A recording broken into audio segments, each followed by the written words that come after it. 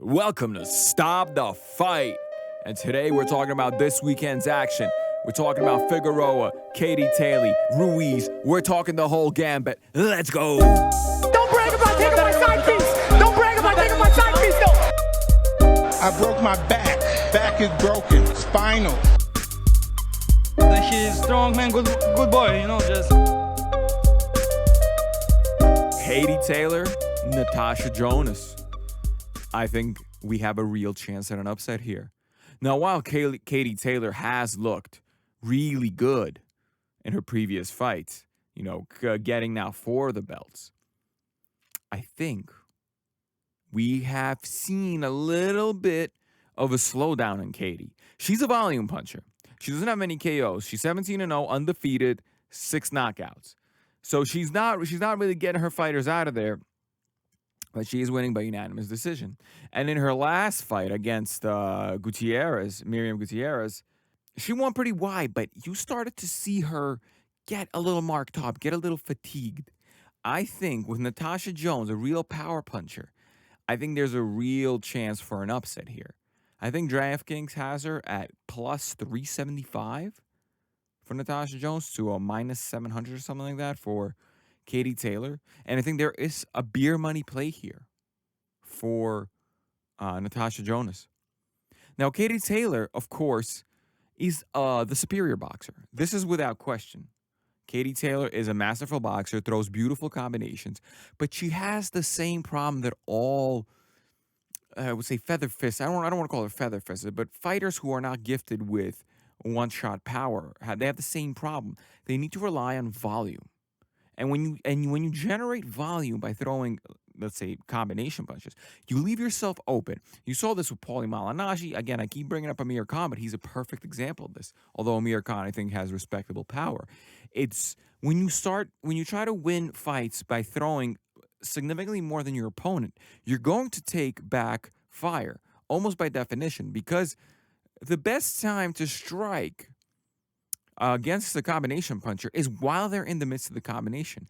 This is especially true if the combination puncher is lacking power.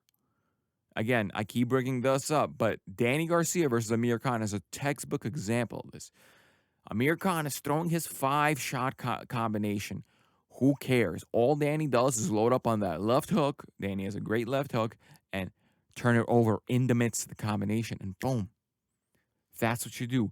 And I think this is going to be Natasha Jones's play against Taylor, is that wait for Taylor to throw many punches, which Taylor does. Taylor's not particularly gifted on the defense. We saw that in the previous fight. Now, of course, Miriam Gutierrez was a good fighter, but it's not just that. It's that Katie Taylor's a little bit vulnerable in the defense. Now, Natasha Jonas is a relatively inexperienced fighter. She's got 10 fights, 11 fights, 9-1 with 1 draw, 7 of those 9 wins by knockout, and 1 crushing TKO defeat that she had. She also seems a little bit bigger than Katie Taylor, just visually. Natasha Jonas, she actually is bigger. She's 5'8" to Katie Taylor's 5'5". I really think this is the casinos have made the bet a little too wide for us. Made the underdog a little just too under. You know what I mean? Like there are some underdogs where it doesn't make sense to bet. Where I think we all understand that this person is getting blown out. It's not happening. But over here, Natasha Jonas is significantly bigger, 3 inches. She's a knockout puncher. Katie Taylor has to come forward to win. She has to get in range due to the way that she fights. She throws many of those uppercuts. She's going to be sitting in that pocket. I have a feeling this is going to be the upset of the night. I really do. I don't think the other guys really have a chance. And not a big upset. I don't consider the Chisora fight against Parker to be like a big upset if anything goes wrong there for Parker. But this right here is going to be a big upset. And I really do believe the casinos misjudged this one, mispriced this one. And I think we have a chance. I'm not saying go bet your house on it. Again, none of this is financial advice. Guys, please, you make your own bets. You're all grown people. This is not financial advice. It's just what I'm doing. I'm kind of talking to myself. So I think there is an opportunity. If you have a little bit of beer money, you know, you have a little bit of beer money, got access to those DraftKings or whatever you, GG bets or whatever the hell you got in your area, maybe 20, 30, 40, 50, $100 if you got that kind of money, a little peekaboo play, a plus 375. Yeah, I think we can see that happen. Now, again, you know, Katie Taylor, guys, this isn't to take away from Katie Taylor. If Katie Taylor comes out and shuts out Natasha-Jonas, it won't be a surprise either. That's the expected outcome. I just believe the odds are wide enough, and with Jonas being so much bigger, that we have an opportunity for an upset. I do believe Katie Taylor will be tested in this fight. I sincerely believe that. She just likes to sit in the pocket for too long with those combinations. And like I said, this is the kind of like the downside of the style when you don't have enough power. You see this with all the combination volume punchers. They have the same problem. You're gonna take fire, and over here, this is a bigger fighter throwing one who was shown to have more power, relatively speaking. Yeah. Now, Dimitri Bivol. He's back again, and we've talked about him in the previous episodes. He's fighting Craig Richards. Dimitri Bivol is, of course, undefeated. He is probably the fastest. No, he's definitely the fastest and the most pure boxer of the light heavyweights. Very, very good boxer. I believe he's a little bit undersized. This will not matter in this fight against Craig Richards, who is a good comeback fight after a year off from COVID. He has 1 defeat, 1 draw, 16 wins, 9 by knockout. So this isn't a knockout artist, and Bivol doesn't have to worry about that. And I think this is really going to be Richards' downfall, because as we spoke about with Joe Smith Jr., he was able to hurt Bivol at one point in the fight. And outside of that, Bivol swept Smith. Swept him completely. And I really believe he'll sweep anyone at light heavyweight right now. He's just a little undersized. You know, I don't think he can keep some of these other light heavies off him necessarily, like a better BF. I believe he'll outbox. If he can keep him off him, he's going to win a complete shutout. The problem is he's just a little bit, he seems physically like his body's not thick enough. He's not thick enough for light heavyweight. He doesn't seem to have significantly that much power. You know, he's 17-0, 11 knockouts. He has respectable power, but he just doesn't seem like he's the size of a light heavyweight. He seems like a true super middleweight. Really. If he can get down to 168, him versus Canelo, well, I don't think Canelo would take that fight. I mean, I don't think he should take the fight. Knowing Canelo's way of going about things, he will absolutely have that fight be made eventually. But this is like a real test for him at 168. If Bivol comes out at 168, because he's going to be fast, lightning fast down there. You know, his power is going to carry better at 168, and I don't think he'll have any problem making it. He seems like he can easily come down to 168. He doesn't need to be at 175. There's a little bit of that Lomachenko scenario where eventually he'll just run into a better Biev as a really big light heavy. He's practically a cruiser in there. So I expect Bivol to, quite frankly, outbox Craig Richards in a non-competitive fight. And I don't really quite see much of a betting angle over here for us. So I think we're going to have to pass on that. And next, let's go to Parker versus Chisora. Now, Parker obviously has been in a little bit of a conundrum recently. He's had a really poor showing against Junior Fa. He then lets go of his trainer and then goes and gets a new trainer in England to show his true dedication. While all that's happening, he was named in a giant heroin international drug smuggling thingy in New Zealand. You know, and some of the guys online are saying well, yeah, all these rumors have been circulating around in New Zealand, in the New Zealand web, about Joseph Parker and about his connections to this trade. So he's got a lot going on over here. I'm sure there's a lot on his mind. There's a new camp. Where is he training? What's going on? You know, the fight's taking place in England, Manchester. So he has a lot to get used to. And I don't know if he has his motivations broken with these last few fights. Because who has he fought? Flores, Lepi, Winters, and Fa. Those are his last 4 fights since Dillian White. It's hard to stay motivated. Those are the literally who's of literally who. So I think we have another betting angle. Although the casinos are smarter this time. See, the casinos have picked up on it. They see that Joseph Parker's not looking so hot. So they have Derek Chisora as a plus 150. Or plus 140, depending on if you're doing the 3-way line. They have him at plus 140 to Joseph Parker's minus 190. That's a close fight. I mean, those are close odds. And I believe the fight is actually that close. The only problem with Derek Chisora is I don't even know if he has the gas tank to quite make it 12 anymore. I mean, to like fight 12. We've seen him like with Usyk. He was able to carry through, but he was done in the second half of that fight. Completely. Now, he doesn't have to worry about Joseph Parker's power too much. Joseph Parker has respectable power, but nothing Derek Chisora hasn't seen. Chisora's fought Vitaly Klitschko. He's fought David Haye. He's fought Tyson Fury twice. Like, Derek Chisora does not need to worry about Dillian White twice, of course. He doesn't need to worry about Joseph Parker's power. Joseph Parker's not going to surprise him. Can he get him out there? Sure. But when's the last time Joseph Parker's gotten anyone out of there? I'm not talking about against Winters and Lepi and Flores. Against a real fighter. It was a majority decision against Huey Fury. He lost against Anthony Joshua. Yes, he nearly got Dillian White out there. Nearly. But he actually wound up getting knocked down himself, in the second round when he caught a left hook. He could be caught.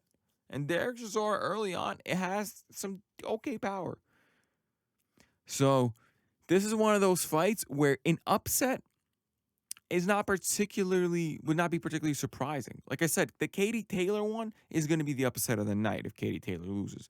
Joseph Parker losing to Chisora with all the turbulence, this is almost like an expected upset. This is a 50-50 fight if you take into consider the outside of the ring circumstance of what's going on with Joseph Parker. This is a 50-50 fight. And if Joseph Parker loses this fight, he has really big problems. Absolutely. Because where does he go from here? Who does he fight? Losing to Trezora in 2021 at heavyweight that's got to push you well outside of the top 10. You're certainly not going to, there's at least 6 or 7 guys I can name off the top of my head who are ranked higher than you. Of course, there's the triumvirate, Usyk, Chisora, the one that beat you, Dillian White. You'd have to go down there with the Povetkins of the world. Huey Fury, Andy Ruiz, those guys are ahead of you. You're going to fall outside of the top 10 losing to Trezora. So I think that if he loses this fight, he's going to have to, and he's young, he's going to have to take a serious look at his career. What does he want to do? Well, he's only 29 years old. He looks like he's in his mid-30s, but he's 29 years old. So this isn't like, who did Dubois just fight? Oh, I can't remember his name. The big British kid. Shit. I can't think of his name, but I'm sure it'll come to me. That kid's running out of time because he's in his mid-30s. He just looks like he's in his mid-20s. Joseph Parker's a little bit the other way, where he looks like he's in his mid-30s, but he's still in his late 20s. So he would have time to retool. But this is a bad stretch of 3 years in his career. It really is. You have since 2018, you have the loss of Joshua, loss of Dillian White, 4 literally who's, and now Derek Chisora. And in the last literally who, he didn't look good against him. That was a local guy. So, he's going to have to really consider what's going on with his career. Will one training camp affect him enough? Can it turn around enough? Probably not. For a 29-year-old fighter, one training camp is not enough. He's going to need a couple of years. Everyone talks about Teddy Atlas and what he did with Timothy Bradley, but he didn't do much with Timothy Bradley. He more spoke to him mentally, I think. Povetkin, you saw a few ripples. I think Povetkin got way better with the hooks under Teddy. I think Teddy, as a quick aside, gets a lot of flack, but he was able to teach Povetkin, I think, how to shorten up his hook, and you see that later on. As a matter of fact, Povetkin's knockouts became better later in his career rather than earlier. They became cleaner, at least. And I think Teddy Atlas has a little bit to do with that, really shortening up his shots. Regard with Parker, again, I don't know. So I think this fight right here, if you have, I mean, the thing is, it's not wide enough. Like I think I'm gonna sit this one out. I don't like the bets here. If I have to make a play, I'm going with Trezora. I've always liked Trezora. This isn't an analytical pick. This is more of my heart picks. I've always liked Trezora. I like the antics he pulled with Hay. You know, I like the guy. You know, I think he's funny. So I'm gonna root for him. Now let's switch continents. Let's talk about the Omar Figueroa fight. The one that's taking place in Carson. The one that's on the undercard of Arreola-Ruiz. Well, Omar Figueroa he's always been a little bit of like an enigma to me. He never looks good, at least to me, like physically. Yet he was able to get Robert Guerrero out there in 3 rounds. Outboxed DeMarco, Ricky Burns, and John Molina relatively easily. Yeah, the DeMarco fight was close, but, you know, I every single time I see him, I'm like, yeah, no way, this kid looks like a baby. Blasts out Robert Guerrero. He does lose his last fight, and he kind of looks like what he physically looks like. He looks like a undersized, apathetic kind of fighter. But it's so strange with him because, again, like when you see him in his fights which he wins, it's like a different fighter in there. I don't know what happened with that Ugas fight, but I like Omar Figueroa.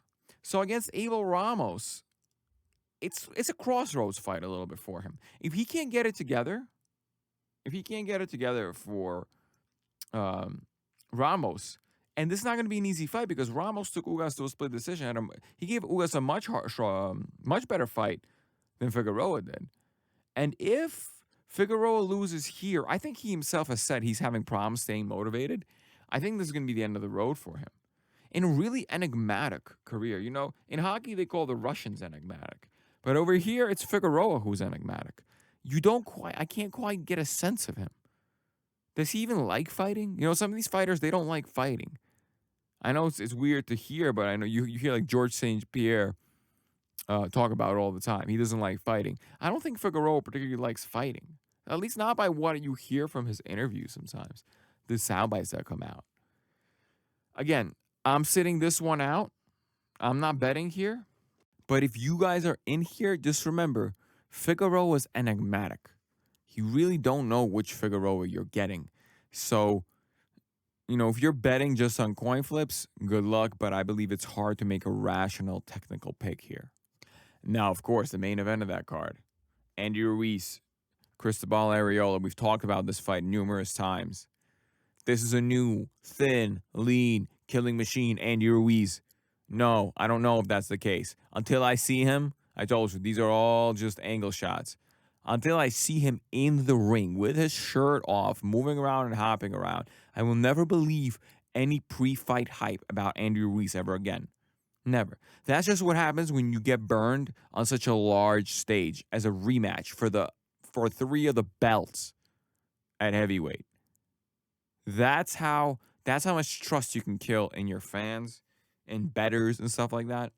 I did not lose money on the Andy Ruiz rematch with Anthony Joshua, but I know people who did, and I know people who were convinced that Andy Ruiz is this new killer, blah, blah, blah, blah, blah.